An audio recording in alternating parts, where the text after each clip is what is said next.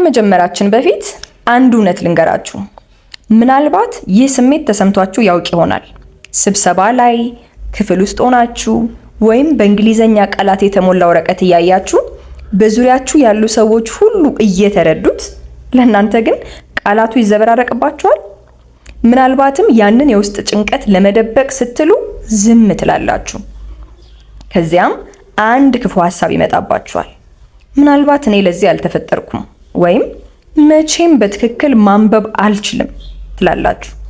አሁን ግን አንድ በጣም አስፈላጊ ነገር እንድታውቁ ፈልጋለሁ። ያ ስሜት የእናንተ ጥፋት አይደለም። It's not because you're not smart, not because you're slow, and certainly not because you don't have what it takes. Do you hear me? It's because nobody showed you the system. የፊደላቱን ድምፅ ማንም በደንብ ስላላስተማራችሁ ነው። Reading is not magic. አስማት አይደለም፣ ሚስጥራዊ የሆነ ኮድ እንጂ። አንዴ ኮዱን ካወቃችሁት ደግሞ ማስፈራቱን ያቆማል። Today we continue building that code. በዝግታ በግልጽ ደረጃ በደረጃ ይሄንን ኮድ መፍታት እንቀጥላለን። ከዚህ በፊት የስ አ ት ፕ ኢ ድምጾችን አይተናል። And today, by the end of this lesson, you will read real words by using the next 7 sounds. ዝግጁ ናችሁ? Let's begin. እቺ ፊደል በምን ድምጿ ነበር የምታውቋት? ሲ አይደለችም። ከዚህ በኋላ ያ የፊደሉ ስም ነው እንጂ ድምጽ አይደለም። ስለዚህ ድምጹ ምንድነው? ይሄ ፊደል በዚህ ድምጽ ነው የምታነቡት ማለት ነው። ምሳሌዎች እኔ ካት፣ ካፕ፣ ካን። በጣም አሪፍ። አሁን ደግሞ ይሄ ድምጽ ከኛ ጋር እንዲቆይ ለማድረግ እስከ ዛሬ እንዳደረግነው አሁንም ምሳሌ እንጨምርበት ማለት ነው። Sam has a small cat. Every morning, the cat jumps on Sam's bed and sits while Sam drinks tea. The cat sometimes knocks over Sam's toy cars. በጣም አሪፍ፣ በጣም አሪፍ። ወደ ሁለተኛዋ ደግሞ እንለፍ። ሁለተኛዋ እና አሁን ያየናት ፊደል በጆሊፎኒክስ ጊዜ ተመሳሳይ ድምጽ ይኖራቸዋል። የላይኛዋንም በክ ድምጽ አንብበናታል። አሁንም ተመልሰን የምናገኛት እቺ ፊደል ሳውንዷ ወይም ድምጿ ክ ነው ማለት ነው። ከኔ ጋር ደጋግማችሁ በሏት። ክ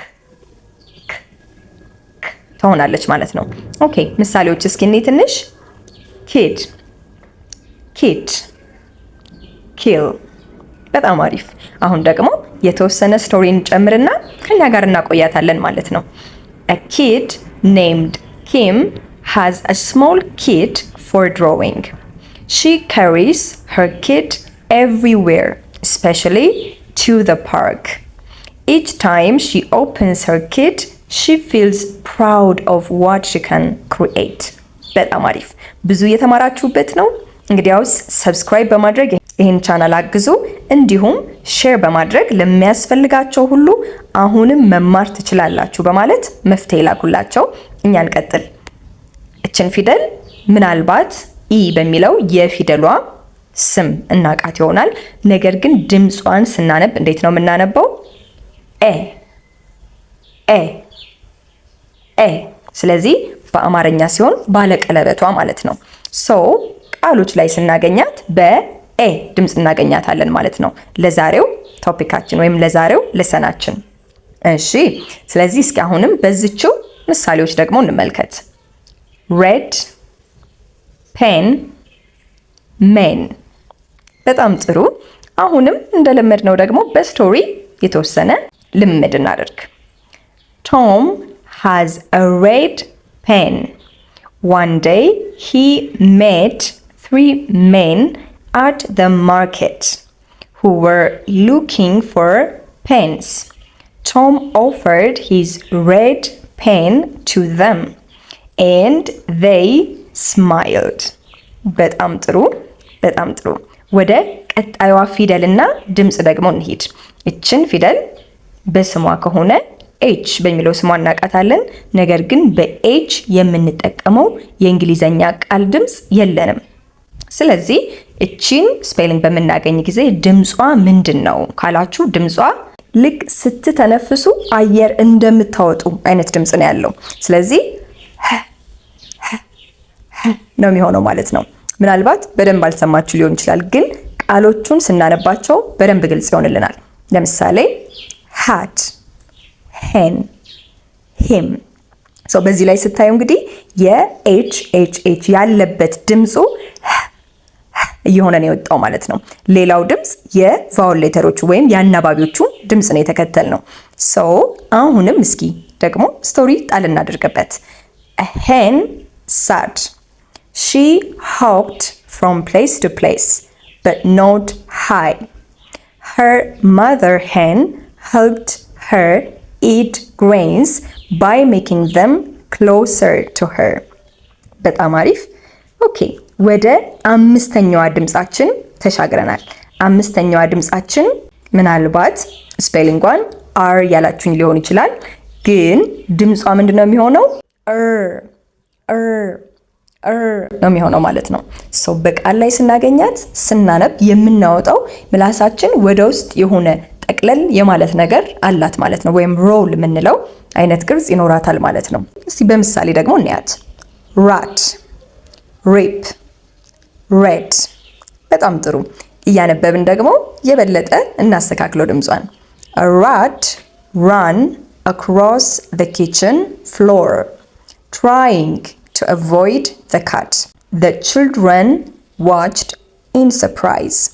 The little rat was clever, fast, and careful in every move.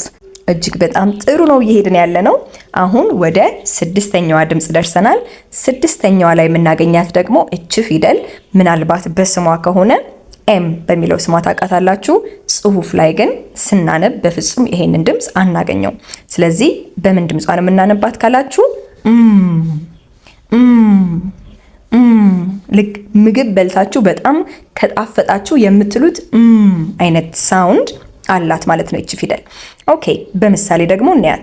ማን፣ ሜት፣ ማፕ። ጥሩ በጣም። አሁን ደግሞ ስቶሪን ጨምር። A man named Mark met his friend Mia at the park. They had a map of the city and planned to explore new streets. Each landmark they found made their day more memorable. በጣም ጥሩ። የመጨረሻችን ድምጽ ላይ እንዲህ እያልን ደርሰናል ማለት ነው። ለዛሬ በመጨረሻ የምናገኛት ምንድነች እቺ ፊደላችን? አሁንም ስሟን ልትነግሩኝ ከሆነ ስሟ ዲ ነው። ነገር ግን አሁንም በዚህ ድምጿ ሳይሆን ቃል ስናነብ የምናገኛት በፎኒክ ሳውንዷ ነው ማለት ነው። ያ ደግሞ ሳውንድ ምንድነው? ደ ደ ደ ነው የሚሆነው ማለት ነው። አሁንም እስቲ በምሳሌዎች የበለጠ ለማየት እንሞክር። ዶግ፣ ዲግ፣ ዳድ። በጣም ጥሩ። ለዛሬ የመጨረሻ የሆነችውን የዚችን ድምጽ ደግሞ የተወሰነ ስቶሪ እናንብብና እንጨርሳለን ማለት ነው። በሚቀጥለው ሌሎቹን ግሩፕ 3 ላይ ወይም ቡድን 3 ላይ ያሉትን ደግሞ ድምጾች እንመለከታለን። ለማንበብ የጀመርነው የ7 ቀን ቻሌንጃችን ይቀጥላል ማለት ነው። በሰባተኛው ቀን በደንብ ራሳችሁን ችላችሁ ቃላት መመስረት ትጀምራላችሁ። ማንበብ በደንብ ትጀምራላችሁ ማለት ነው። እሺ። A dog dug a hole near the garden, looking for a hidden toy. Dad watched and laughed as dirt flew everywhere. The dog finally found the toy. እጅግ በጣም ጥሩ የሆነ ልምምድ ነው ዛሬ ያደረጋችሁት። ማንበብ ከዚህ በፊት አሳፍሯችሁ ወይም አስቆጭቷችሁ ከሆነ የዛሬው ትምህርት አንድ ነገር ያረጋግጣል። You're not unable.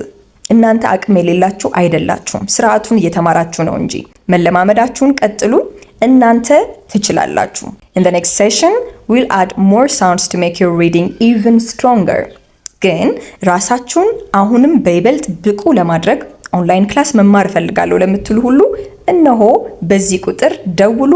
አብረን ታሪክ እንቀይራለን። ይህን ቪዲዮ ሰብስክራይብ በማድረግ እና ሼር በማድረግ ለብዙዎች ችግር መፍትሄ ይሁኑ። ምናልባት ጥያቄ ወይ ማስተያየት ካላችሁ ኮሜንት ሴክሽን መጠቀም ትችላላችሁ። ላይክ በማድረግ ደግሞ ይህን ቻሌንጅ ተመችቷችሁ ከሆነ ሀሳባችሁን ግለጹልኝ። መልካሙን ሁሉ እመኝላችኋለሁ። Have a good time.